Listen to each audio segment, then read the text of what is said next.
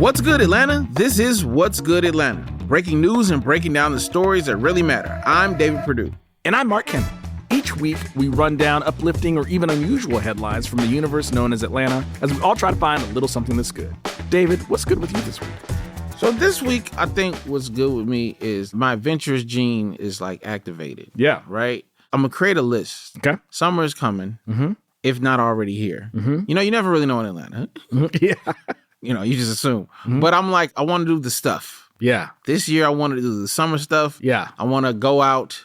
We were talking about earlier how, you know, post-COVID, it's been hard to become an active, I'm got too comfortable. So this is my summer where I'm like, we're getting out here, we're doing it. So what's good with me is I'm creating that list and I'm open to suggestions for our listeners. Hey, David, come do this thing because I want to do the thing this summer. Can you give us a preview of what one of those things on the list might look like? A concert outside. Great. Just a concert outside. I'll figure out which one. Yeah. But like, it doesn't have to be the jazz concert, though I might try to go to that. Sure. But like, it's just a concert outside. I got to get back to, you know, being out and about. Got to make myself do it. So I'm putting together a list. That's fantastic. Yeah. What's good with you? You know, David, we got a few more days left of the Atlanta Fringe Festival. Our show, David and Mark Presents, is running. We have a brilliant comedian from Chicago, Kelly, who will be joining us running through their amazing show. Yes. So if you got time, come check us out. And also, we got a live show coming up. Live shows. June 10th at Dad's Garage. Yes. I'm really excited about the lineup we got. Yes. We'll be there, hosting, of course, doing our thing, but we also got a brilliant musician. Yes. We got poetry. Yes. We're going to have comedy. We'll be bringing the comedy. Yes. You know?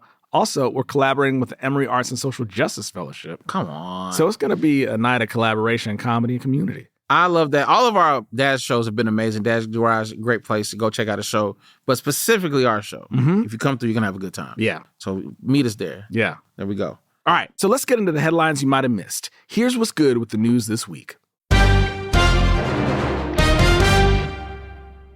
In some somewhat stunning breaking news, U.S. News and World Report released their list of the best places to live in the United States. And in the top spot was Johns Creek. Yes. If you don't know Johns Creek, it's a city just about 25 miles outside of Atlanta. Obviously, they picked Johns Creek. Yeah. You know, it's a suburb. I heard the Migos maybe lived there at one point. Okay. If that's the case, maybe that's why Gotta be Johns Creek wound up on this list. Yes. You know, I've done shows up there. I've been to Johns Creek before, yeah. So, in an exclusive What's Good Atlanta interview, here's John of Johns Creek. Hey, Mark. Hey, David. I hope you're both well. I paddled here on the creek to get here. It's faster than Marta or any highway. Is it okay if I put my kayak paddle over here? You do whatever you need to do, John. Oh, and I guess I'm going to put my huge trophy for winning best place to live in the United States. I'm just going to put that right there. I'm going to shine that a bit. Winning it comes naturally. It's crazy how you found a mantle in our studio. We didn't even have that. Oh, WABE is rich with mantles and good information. Protect public media. Okay. So, John, we wanted to know what makes Johns Creek or your creek so great? Oh, David, first off, thanks so much for having me. Thank you for such a wonderful question. The creek is the best part, David. That's one thing that everyone needs to know about. That creek, there's nothing like that creek. I love drinking water out of that creek. I love finding little fishies and eating that out of the creek. Okay. Like I said, it's a great mode of transportation for me. A kayak everywhere. Oh. It's a great style of life. I've never been late to any appointment ever at any point in time. I was born John Davidson, actually. Interesting. But then I came across this creek and I changed my name. And not only did I change my name, I changed the name of all my predecessors. Wow. So therefore, Johns Creek. And did you know when you do that, you can then take over an entire suburb? Well, you can. Did not know this. Yeah. News. I'll play a quick game with you, David. Please. Johns Creek does so many things better than anybody else. We're going to play a game called Who Does It Best? Okay. So you just name anything that you think of a typical suburb might have, and I'll tell you who does it best. Okay. Does Johns Creek have a good school we system? We do it best. Oh. Yeah, next one. Okay. Next round. Does Johns Creek have a lot of nice We do it parks? best. Oh. Yeah. Absolutely. Wonderful. Final one. Yeah. Does Johns Creek have a lot of good restaurants? Oh, we do it best. Interesting. You like a Buffalo Wild Wings? I do. You like a strip mall with different restaurants that you can not only find there, but anywhere else in the country as well. We got those. But also we have our own special, local flavor too. And the best part about it is the creeks. I got to say that again. Okay. Well, David, I've got to go make a speech. I'm preaching the gospel of our creeks far and wide. So I have to go next. Will I see you all at the MLB All-Star game? I'm throwing out the first pitch on a kayak. All right. So I've got to go practice and rehearse pitching. Before you leave, where can people go to learn more about this? Yes. Go to www.johnscreekcreek.com/org.net/Al Gore's internet. You know what? Thank you so much, John, for coming and spend some time with us. Oh, it was a pleasure. Ta-ta! You know, that was great. We learned a lot. And also, you know, we were joking, all fun and games. I really do enjoy Johns A win for Johns Creek is a win for Georgia, and I'm from Georgia. Absolutely. I'm from Georgia as well. So I love the win. Absolutely. Yeah. No, fantastic. Yeah. Y'all go visit Johns Creek. So earlier this month, a man off the coast of Georgia tied the record for the largest mahi-mahi ever caught at more than 68 pounds. David, what's the biggest fish you've ever caught? Oh, I know this like the back of my hand. Mm-hmm. It was whatever size fish comes in a fillet of fish. That is the largest fish I think I've ever caught. I take that back. One time I got adventurous and I ordered a double fillet of fish because I saw it on TikTok. So 2 fillet of fishes is the largest fish that I ever caught. That's funny. Yeah, for sure. How about you? Maybe like 5-6 years ago, I went fishing with a friend. It was the only time I've ever caught anything. Oh, nice. And we were like catching them, throwing them back sort of thing. Okay. Couldn't have been more than a pound or two. These were small, teeny tiny fish. Yeah. I love fishing. You love fishing? I do. It was calming. Like, I enjoyed it. I haven't done it much since then, but it was great. I haven't done it since I was a small child. And that was when I realized that you have to catch a fish to make a fish sandwich. I know something you should know, but I was very shocked that the same fish we caught was the one that I would go later and eat at my grandparents' house. Yeah. Blew my mind. I was like, don't you need a store? Yeah. And they were like, we were the store. We were the store. We went to the store as us and got the fish. Right.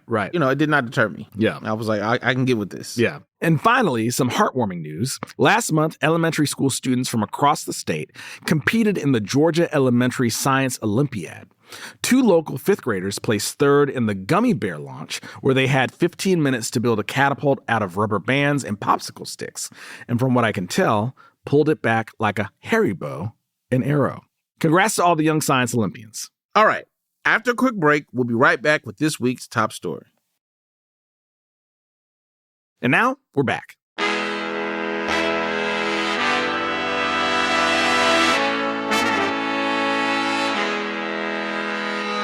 In our top story, Atlanta has been named the smartest city in the country. Now, we were at the top of the most educated list, but this is different. This is for our tech infrastructure. Yes, this survey looked at things like interconnectedness, tech hubs, and just overall smartness. Oh, yeah, we got smartness. Tons of smartness. Now, to break this down further, why don't we run a top 5? Top 5. Okay, for this top 5, let's talk about Atlanta as a smart city. If we really wanted the technological upgrades of our wildest imaginations, what would the city look like? You know, David, one thing that I think would be pretty cool is like you walk into a certain room. You know how like you go to certain shows and you have like a yonder pouch where they don't want you like on your phone recording or things like that in certain concerts, you know? If that was the case for like certain social experiences where people wanted to like unplug from their phones and just connect with people better, you walk in and then like your phone automatically goes into like a do not disturb mode for everybody there. So you kind of get like, you know, more personal connection if that's what the space is meant for. Okay. Yeah. I like that. I feel like you need great leadership to have this happen. Yeah. And so I think in order for it to see the technological upgrades of our wildest imaginations, you need a great leader. And I feel like Atlanta should, at this point, to have that, have young Leland Austin as our mayor. Yeah. If you don't know young Leland Austin, he was the first one to talk about anything futuristic in rap. Yeah. You know what I mean? Yeah. Futuristic everything. There was a time where everything he said had futuristic in it. And so who better to usher us into this great technological world than young LA? And you can bring young Dro too and, you know, have A&I playing all the time. Yeah. But young LA got to be a part of this. That's all I'm saying. No, He's been futuristic. You know, David, I think what you bring up about like having strong leadership, this future forward is very important. So for a third thing that I'll throw out there is just having future. Come on. You know what I'm saying? Yes. Just having future in the mix. Now, you know, if you already have someone running the tech stuff, you know, relationships, personal interconnectedness. Yes. That's also important. Put future in charge of that. Yes. You know what I'm saying? Love this. Like, you know, He knows a lot about like the way folks work. He does music to get those messages across.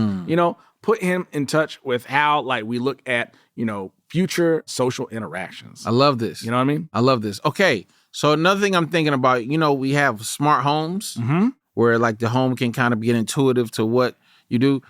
I don't know if I got to get a chip implanted or what. Okay. But I need the city of Atlanta to know when I'm hungry.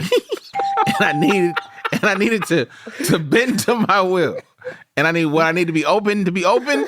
And I also need to know when I'm tired. Yeah. I don't want to have to grab my phone out and be like, can I get an Uber? Right. Uber, you should know based on the chip that you put in my finger or wherever you got to put it. Yeah. Hey, David's tired. Yeah. He's ready to go home. Yeah. Uber right there. Yeah. Be intuitive. David's hungry. That's great. But he don't want to drive through. You don't want it. He just wants it, to meet him at the house when the Uber meets him in the house. Right.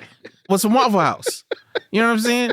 Be intuitive. I want an intuitive experience as I go through the city of Atlanta. You know? Yeah. For 5, since anything's possible in the scenario that we're talking about. Yes. I'm gonna say free public transportation. Everybody. Now you're too far in the future. Yeah. Yeah. This is unheard of. No, man, I'm talking 2055. Free public transportation for everybody. Free public transportation. I think we could do it with the leadership of Young LA. Yeah, and Future. And Future. Helping out. Yes, absolutely. This has been Top 5. Top 5. Okay, Mark, what's some good that you're taking into the weekend from this episode? 2 things, David. 1, being reminded of like, oh yeah, fishing. I should go out and do more of that.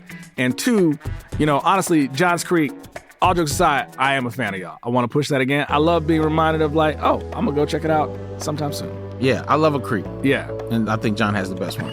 What about you, David? Honestly, I also would like to go fishing. Maybe John will let us into his creek to go fishing. No, it's so calming. I feel like Georgia is full of different creeks and lakes and stuff like that. And I was like, oh, that's a thing to put on my summer list. Go fishing. So I think that's what I'm taking into the week for sure. Great. Okay, y'all, don't forget, you can always send us a message at podcast@wabe.org and let us know what's good in Atlanta. Being breaking news or maybe just a bright spot from the flashlight on your phone. Turn it off. What's Good Atlanta is produced by us in collaboration with Cool Productions and WABE. Our executive producer is Scotty Crow with additional production by Matt Owen. Find more at wabe.org/What's Good Atlanta. See y'all. Bow, bow. Ain't I?